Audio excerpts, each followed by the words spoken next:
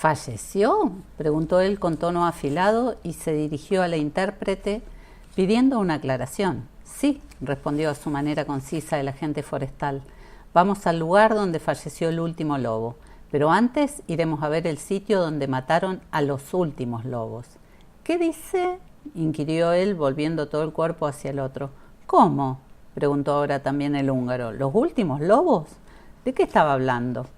Él miraba hacia el asiento de atrás, es decir, hacia la intérprete, cuando se enteró de que el macho que acababan de ver esa misma mañana en la vitrina de Domínguez Chanclón no era, de hecho, el último lobo, pues aquella historia ocurrió en 1985, si mal no recordaba, dijo el agente forestal, en febrero concretamente, pero es que después, recalcó José Miguel en su recio castellano, eliminaron toda una manada de lobos en la finca llamada La Jegosa. Ocurrió exactamente entre 1985 y 1988. Y entonces aminoró de pronto la marcha y dobló hacia una portalada. ¿Y?, preguntó el húngaro. Pues que abrió la puerta cerrada con cadena y candado, respondió él, y en la portalada ponía La Jegosa sobre un letrero metálico, y el hombre abrió las 2 hojas de la puerta y entró con el coche en la propiedad. Se detuvo, puso el candado a sus espaldas y prosiguieron el viaje, que, dijo bajando la voz, fue algo inconcebible. Costaba explicarlo, porque lo que vio desde el jeep mientras éste lo sacudía y zarandeaba, de manera que había que agarrarse con fuerza, pues José Miguel conducía a una velocidad endiablada, pues el paisaje que se extendía ante ellos, la dehesa, ese terreno cubierto de hierba y de encinas esparcidas hasta donde llegaba la vista, los dejó sin palabra. Se notaba que era cuanto el agente forestal esperaba, que se quedaran de una pieza y vieran a qué paisaje habían ido a parar.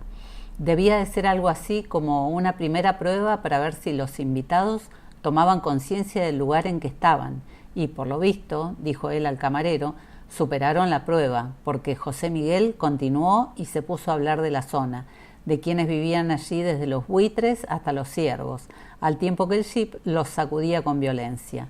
José Miguel conducía muy rápido por aquel terreno irregular.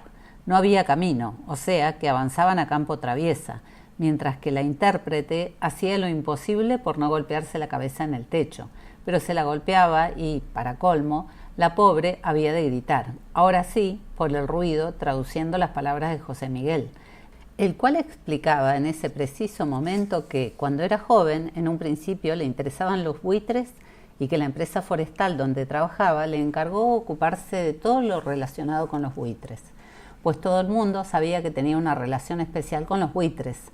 Entendía lo que decían, lo que querían, lo que sentían, y los buitres lo entendían a él. Los buitres le eran tan cercanos como nada en esta tierra. Sentía amor y respeto por los buitres. Eran unos animales majestuosos. ¿Qué eran?, preguntó él volviéndose hacia atrás, y la intérprete le respondió gritando a voz en cuello, mientras con una mano se protegía la cabeza en ese jeep que saltaba de aquí para allá y rodaba a toda pastilla. Le respondió que eran unos animales majestuosos, pero luego, continuó José Miguel mirándolo con sus gafas de montura de metal, apareció una mujer en su vida y lo obligó a elegir, o los buitres o ella. Y eligió a la mujer, claro, y renunció a los buitres, aunque luego no tardó en arrepentirse, pero entonces ya no había camino de regreso a los buitres. O sea, que así llegó a este paraje. En un principio, dijo señalando hacia afuera por la puerta del jeep. Eran 12 los que se encargaban de la vigilancia, pero en los últimos años ya solo quedaban 2, él y su superior, un hombre ya mayor, en un territorio protegido de 100.000 hectáreas, dijo José Miguel, y al principio ponían nombres a los animales que vivían allí. Llamó Ramiro a un zorro y Asunción a una zorra, dijo. Un ciervo recibió el nombre de Jesús y la cierva el de Inmaculada, y así sucesivamente. Pero los ricos de Madrid, que siempre acaban consiguiendo el permiso de caza pertinente, y él tenía que llevarlos entonces de un sitio a otro, claro, los ricos, repitió José Miguel, mataron primero a Ramiro, después a Asunción, después a Inmaculada, y por último también a Jesús. Y a él le resultó muy difícil superarlo, de modo que dejó de poner nombres a los animales. Lo dejó porque le dolía perder siempre a alguien, dijo, y volvió a mirarlo.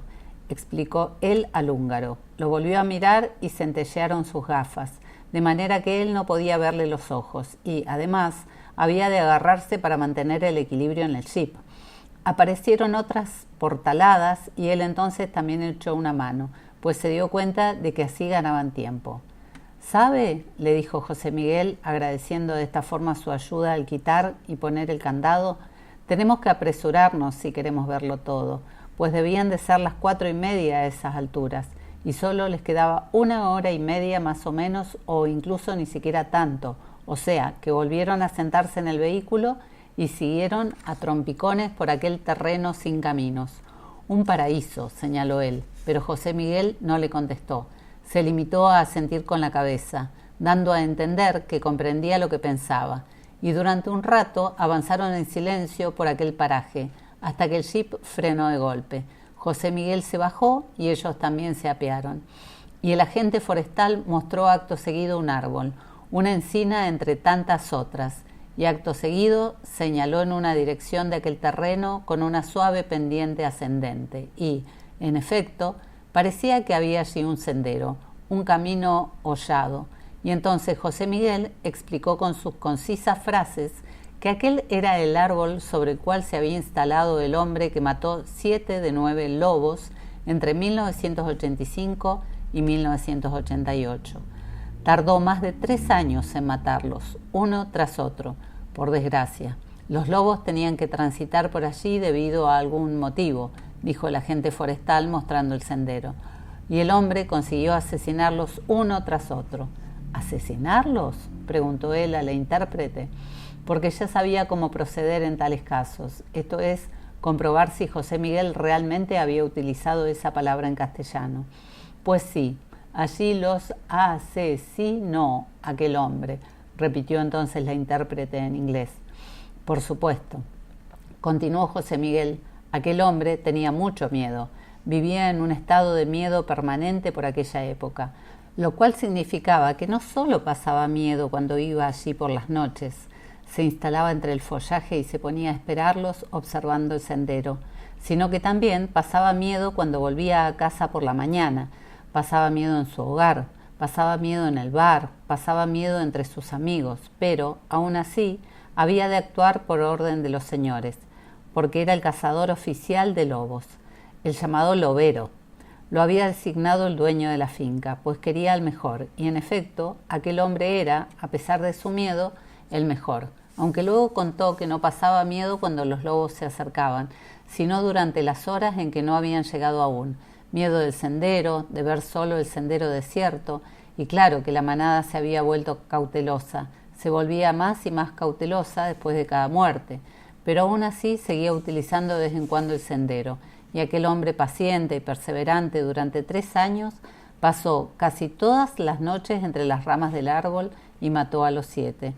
Pero ya no pudo con los otros 2, porque cuando asesinó al 7º desde el árbol, los 2 miembros de la manada que habían quedado con vida dejaron de utilizar el sendero, aunque, eso sí, el hombre continuó acudiendo, continuó durante mucho tiempo y se sentaba entre el follaje, pero al cabo de unos meses abandonó el empeño porque el dueño de la finca, así como los dueños de la finca vecina, se enfadaron con él ya que, siendo un lobero, era incapaz de acabar con los 2 últimos lobos, lo cual no solo importaba a los propietarios por el temor que despertaba la manada en la zona, sino porque los 2 últimos atacaban de vez en cuando alguna cabra u oveja vieja o enferma, es decir, causaban daños, por lo cual los dueños empezaron a quejarse al cazador de lobos, que, sin embargo, se mostró impotente. Los 2 últimos lobos resultaron tan listos que nunca más volvió a verlos, y durante mucho tiempo no los vio nadie, solo sus huellas en contadas ocasiones. El peligro los volvió sumamente cautelosos, y eran muy conscientes de los riesgos que corrían, pues de la manada solo quedaban ellos 2. Sabían perfectamente qué les esperaba cuando se encontraran con un hombre, de tal modo que no cesaban de modificar sus rutas. O sea que cuando habían de bajar en busca de alimento desde las cimas de la Sierra de San Pedro, más alejadas y por tanto más protectoras, y acercarse a los rebaños, se tornaron más cautelosos, más listos, más astutos y valientes. Pero no se marcharon, cosa esta que nadie entendía. Cuantos conocían aquella historia de los lobos contaban con que esos dos animales tan inteligentes huirían definitivamente, pero se quedaron. ¿Por qué? ¿Sabe usted?, preguntó el agente forestal mientras el jeep volvía a ponerse en marcha y se dirigía a otro sitio. Ocurre con los lobos que cuando un territorio les pertenece para siempre. Si ellos son los señores de un territorio, aunque tenga una extensión de 50 hectáreas, no pueden marcharse de allí. Esa es la ley. Ellos, los lobos, lo ven así, o dicho de otro modo, viven con ese espíritu.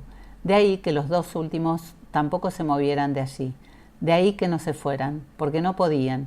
Ni siquiera con conciencia plena y permanente del peligro podían ellos dejar aquello que era suyo, aquello cuyas fronteras marcaban una y otra vez.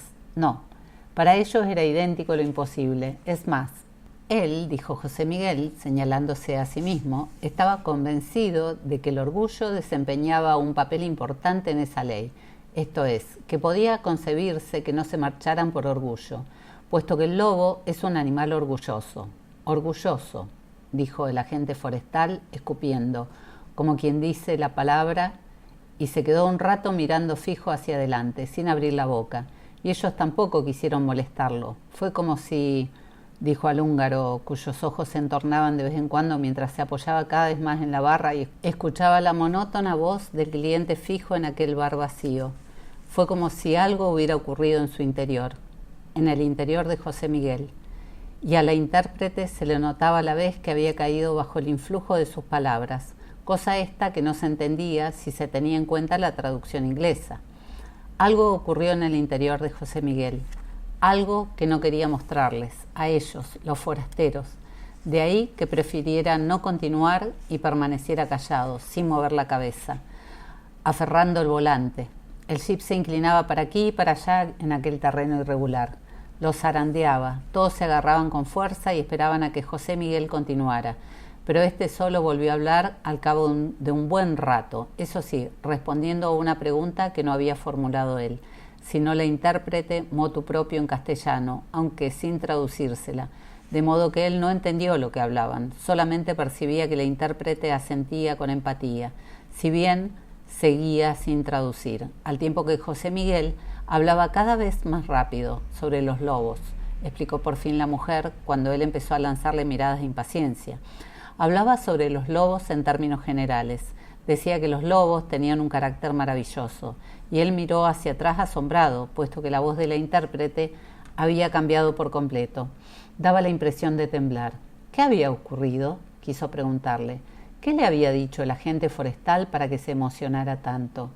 Pero no le preguntó nada, sino que se limitó a mirar hacia atrás, ora a José Miguel, al que gritó con su voz temblorosa la intérprete. Los lobos nunca habían desilusionado ni lo harían nunca. Y entonces José Miguel alzó una mano del volante, dando a entender que se disponía a decir algo decisivo. Frenó ligeramente el jeep, que de todos modos avanzaba entre las piedras del cauce seco, y dijo lo siguiente: el amor de los animales es el único amor que el hombre puede cultivar sin cosechar desengaño. Palabras que la intérprete tradujo haciendo hincapié en cada sílaba, al tiempo que la voz le seguía temblando. Vaya, ¿qué querrá decir eso?, preguntó el húngaro que, apoyado en la barra, alzó ligeramente la cabeza que descansaba soñolienta sobre los brazos. Pues allí estaba el quid de la cuestión, respondió él, que solo se descubrió más tarde. Él tampoco entendió en su momento a qué se refería, ya que, a falta de una traducción clara, no sabía de qué se estaba hablando. Es más, incluso, había de confesarlo, se enfadó un poquito con la intérprete, porque daba la impresión de que allí en el interior del jeep se había entablado un diálogo entre ella y el agente forestal, del cual él quedaba lógicamente excluido. Y así fue, en efecto, pero no duró mucho, por fortuna, dijo entonces, puesto que no tardaron en llegar a lo alto de una pequeña colina, donde se alzaba una casa abandonada. José Miguel detuvo el jeep, se apearon los tres, y él, o sea, José Miguel, manifestó su deseo de resumir lo dicho hasta entonces, esto es, que no mataron al último lobo en 1985 en Cantillana la Vieja, porque la historia del último lobo empezó allí, en Cantillana la Jegosa, con la gran casa del lobo Empezó cuando quisieron eliminar toda una manada, un total de 9 animales, con la ayuda de un lobero, pero solo llegaron a 7, pues los 2 últimos lobos, una hembra joven y un jovencísimo macho, lograron quedar con vida, y la gente de la zona no lo entendió, pues allí estaba el lobero, que para no cubrirse de vergüenza, no solo pasó noches instalado en el árbol, sino que trató de descifrar las huellas. Observó, husmeó, recorrió todo el territorio, pero no los encontró. Luego colocó trampas en todos los lugares imaginables con la colaboración de los pastores que temían por sus rebaños ante la presencia de los 2 últimos lobos supervivientes. Y eso ocurrió después de 1988. Y eran trampas muy crueles, explicó el agente forestal ante el edificio abandonado. Aquí las fabricaban, dijo señalando la casa. En apariencia un simple alambre que funcionaba según un principio implacable. Por simple, pues hacían un lazo en un extremo del alambre y ataban con fuerza el otro extremo a la parte inferior de las vallas que separaban los diversos sectores de la finca, ya que habían observado cómo se acercaban los 2 lobos. Se acercaban, dijo José Miguel, excavando el suelo bajo las vallas en los sitios donde la tierra era más blanda y así pasaban al otro lado. Pues sí, allí montaron sus trampas los lugareños bajo la dirección del lobero, de tal modo que no taparon los agujeros hechos por los lobos, sino que los dejaron tal como estaban y pusieron las trampas de alambre, de tal manera que cuando los 2 lobos trataran de pasar por debajo de la valla, sus cabezas quedaran atrapadas por los lazos, los cuales se estrechaban alrededor del cuello por el mismo movimiento de los animales y simplemente acababan ahorcándolos. Pero, centellearon entonces las gafas con montura metálica de José Miguel, la cosa no ocurrió así. Esto es, dijo, no sucedió nada. A los lobos no les pasó nada y durante mucho tiempo no entendieron por qué, es decir, cómo conseguían evitar las trampas, pues lo cierto era que las evitaban, nunca atravesaban las vallas allí donde antes había practicado un agujero, es decir, no pasaban por donde había trampas, sino siempre por otro sitio. Había de decir, dijo el agente forestal, que transitaban casi sin obstáculos por los terrenos de las fincas y entre los territorios vallados para separar las diversas especies de animales. Y, además, no producían daños graves. Los inviernos no eran los más rigurosos por aquella época. De vez en cuando asaltaban a algún animal de los rebaños, pero se trataba, como suele ocurrir casi siempre en el caso de los lobos, de los más débiles, viejos y enfermos, pues les resultaba más fácil tumbarlos. Pero la gente empezó entonces a sospechar y se dio cuenta de que había gato encerrado. Levantó la voz José Miguel ante la casa abandonada. Alguien les ayudaba, esa fue la conclusión, porque no se podía explicar de otro modo el hecho de que se les escaparan siempre de las manos. Por entonces era ya una auténtica cacería, pero los 2 lobos siempre acababan escabulléndose, siempre lograban evitar los peligros que se cernían sobre ellos. Algunos llegaron a afirmar incluso que la salud de esos 2 animales no era normal, y empezaron a oírse rumores relativos al diablo y a diversos espíritus, pero la mayoría se mostraba más práctica y seguía sospechando, tratando de averiguar quién ayudaba a los lobos, pues la mayoría consideraba que no era casual que las trampas no funcionaran y las examinaron y llegaron a la conclusión de que alguien las soltaba, de modo que cuando alguno de los lobos quería pasar por el lugar de antes, podía hacerlo, ya que el alambre no se estrechaba en torno a su cuello, sino que se desprendía de la valla por el tirón que le daba el animal, el cual lo arrastraba un rato, por supuesto, hasta que se sacudía el lazo de encima meneando la cabeza. Era la única explicación, decían con creciente frecuencia los hombres. Alguien estaba detrás, aunque resultaba increíble, pues estaban convencidos de que todos, si es que no se trataba de un loco, se oponían al lobo. No lo podían imaginar de otra forma, no podían figurarse juntos al hombre y al lobo, pues estos eran enemigos. Así había sido durante siglos, es más, durante milenios. Sea como fuere, transcurrieron varios meses de aquel año 1989 y los 2 lobos continuaban en libertad. Los pastores buscaban a aquel que les estropeaba las trampas y al lobero lo despidieron con cajas destempladas. Y cuando se dieron cuenta de que aquel que ayudaba a los lobos empezó a usar otros métodos al cabo de un tiempo, cuando se percataron de que la parte inferior de las vallas estaba rota en determinados puntos para que el lobo pudiera pasar, consideraron evidente que no era el azar el que operaba contra ellos, sino una persona, concretamente algún malhechor depravado.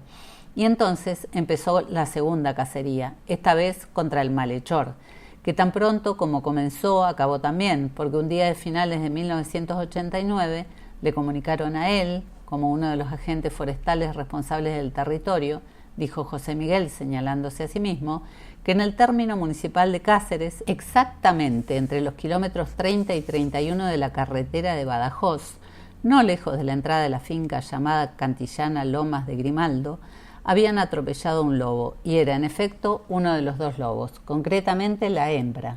A él, que desde el comienzo los reconocía perfectamente por sus movimientos, sus posturas, sus andares y hasta por sus caras, no le cupo la menor duda. Y todo ello ocurrió. Quiso precisar José Miguel, aunque no continuó, sino que se sentó inesperadamente al volante. Y ellos también se sentaron en sus respectivos asientos y se quedaron esperando. Pero José Miguel permaneció un buen rato sin abrir la boca, mirando por el parabrisas. Luego encendió el motor, mas no puso en marcha el vehículo de inmediato, sino que dijo que todo ello ocurrió porque la hembra estaba preñada. Y entonces la intérprete se echó a llorar en el asiento trasero. Brotaban las frases de José Miguel, volaban las frases en castellano, mientras la intérprete lloraba. Lloraba tanto que ni siquiera era capaz de hablar, a lo cual él, dijo él señalándose a sí mismo en el Sparse Twain, se sintió inundado no por un sentimiento de compasión, sino de rabia, pues no entendía que precisamente en el momento culminante de la historia todo se interrumpiera para él. Se consideraba totalmente superfluo en aquel jeep. Es más, explicó al húngaro apoyado en la barra, consideraba que había sido superfluo en todo momento, pues a él no se le partió el corazón, mientras que a la intérprete se le partió a ojos vistas. Él sentía una rabia intensa contra aquella mujer, aunque en el momento no era muy consciente del porqué. No se veía como alguien que observa a una persona con tal ausencia de compasión, y no solo con esa falta de compasión, sino incluso con deseo de hacer daño. Pero esperó, pudo controlarse, ya que el agente forestal tampoco estaba mejor, es más, se le notaba, y no lo ocultaba, hasta qué punto se hallaba bajo el influjo de sus propias palabras, es decir, del recuerdo. Continuó entonces José Miguel a través de las palabras del intérprete, y entonces lo miró. Miró profundamente a los ojos de su huésped. Lo miró conmocionado, estremeciéndose como si aquello que recordaba le ocurriera en ese preciso instante. El recuerdo, dijo, pues hasta ese mismo día seguía viendo a la joven hembra con las tripas desparramadas, con el vientre aplastado y en su interior el feto. Lo seguía viendo y lo vería siempre, ya que enseguida se dio cuenta de que la hembra solo había sido atropellada por el excesivo peso de su barriga, que le impedía desplazarse con la suficiente rapidez para cruzar la calzada, para huir ante el peligro que se le echaba encima y ante la voluntad probablemente asesina del conductor. Y cuando lo comprendió, se sintió paralizado, se quedó en medio de la carretera junto al animal muerto. Los coches le llamaban la atención con la bocina y lo esquivaban, pero él solo los oía desde lejos. Allí estaba, incapaz de moverse. Y si no hubiera llegado su colega, el agente forestal mayor que él, quizás se habría quedado junto a la loba muerta, atropellado él también, pero su colega lo empujó hasta el borde de la carretera y luego retiró a sí mismo a la hembra, pues él pasó un rato sin poder moverse y luego tampoco supo qué hacía. Hacía lo que le decían, de modo que juntaron las fuerzas para bajar a la loba de la cuneta y la enterraron en el acto, porque la enterraron allí. Hasta el día de hoy sabía exactamente el lugar. Aunque ustedes, dijo mirándolo otra vez y poniéndolo en marcha el jeep, ustedes ya solo encontrarán huesos, si es que encuentran algo. Pero dejémoslo, dijo aclarándose la garganta. Y volvió a sufrir las convulsiones de antes, y permaneció largo rato en silencio, contemplando el paisaje por el parabrisas, mientras la intérprete le pedía perdón 3 veces. Pedía perdón 3 veces al huésped, pues se daba cuenta de que la escena que acababan de presenciar la había trastornado por completo. No entendía lo que le había pasado, pero esa historia era tan... Déjelo, le interrumpió él. Explicó él ahora al húngaro, sin darse cuenta de que te llevaba ya un buen rato sin escucharlo, pues había empezado a cabecear hasta que el sueño se había adueñado de él. No se dio cuenta porque se había vuelto y miraba a la calle a través de la ventana y sentía la misma inquietud que sintiera en aquella ocasión, allí. Y se estremeció al tomar conciencia de que esa inquietud era evidentemente más fuerte que el vacío en que consistía su sustancia. en que se basaba y descansaba su sustancia. Dijo entonces en voz alta y volvió a señalarse a sí mismo una inquietud que, de hecho, se apoderó de él por primera vez, en el jeep después del relato de José Miguel, pero, de verdad, solo cuando, regresando ya por la carretera de Alburquerque bajo el cielo más y más oscuro, José Miguel explicó que el macho joven desapareció hacia la frontera portuguesa, según se desprendía de las huellas, y por mucho que él deseara, dijo contemplando la desértica Hauptstrasse, que la historia de José Miguel acabara así, es decir, con el joven macho desapareciendo de inmediato en la zona lindante con Portugal, la historia, sin embargo, no concluyó allí, sino que primero dieron un amplio rodeo para inspeccionar brevemente el punto entre los kilómetros 30 y 31 de la carretera de Badajoz. Luego volvieron a entrar en La Jegosa y, sin recibir explicación alguna, visitaron un lugar situado junto a un pequeño lago, y después regresaron a Alburquerque, y al llegar a la entrada del hotel en el que se habían encontrado esa misma tarde a las 4, José Miguel añadió, por desgracia, con una frase seca y objetiva, que durante un tiempo no supieron que había sido del macho. Todo el mundo lo creía desaparecido en Portugal, pero un día de 1993 se descubrió que no se marchó a ningún sitio, que Portugal no existía para él, pues un pastor llamado Alejandro lo llamó de madrugada, en secreto, por teléfono para pedirle que acudiera enseguida, porque acababa de matar a un lobo junto al lago en la finca, y allí ya no le resultó difícil comprobar que se trataba del joven macho de antes, que, por lo visto, ni siquiera se había marchado de su territorio, se había quedado en la Cantillana La Jegosa, donde consiguió evitar su destino durante años, pero al final no lo logró, de modo que había de confesar, dijo el agente forestal, que era él, José Miguel, la persona a la que buscaba. Esto, dijo José Miguel en su triste conclusión y acto seguido se despidió, en la entrada, de la intérprete y del chofer, el cual acababa de llegar en ese preciso momento, y a él le pidió que lo acompañara un instante hasta el jeep, pues aún quería decirle algo confidencialmente, cara a cara. Ya lo intentaría en inglés, dijo esbozando una sonrisa, o sea, que se dirigieron al jeep. José Miguel se aclaró la garganta, lo miró directamente a los ojos y le dijo, chapurreando en inglés, que deseaba revelarle algo, a lo cual él, dijo él volviéndose hacia la barra.